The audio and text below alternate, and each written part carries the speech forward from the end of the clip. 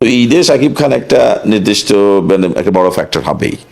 single screen cinema হলগুলো Shakib Khan নির্ভর হতে পারে এবং ফ্যান ফলোয়ার সোশ্যাল মিডিয়াতে হিউজ এবং তারা ইতিমধ্যেই যদি মানুষ সিনেমা হলে মাইন্ডলেস মারামারি বা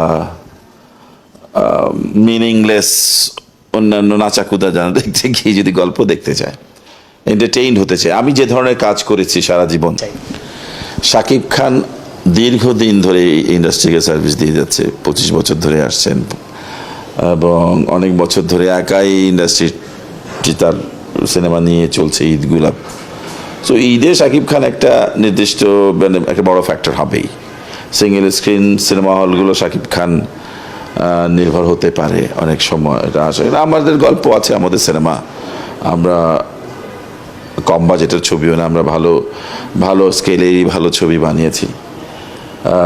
মানুষ, আমার বিশ্বাস মানুষ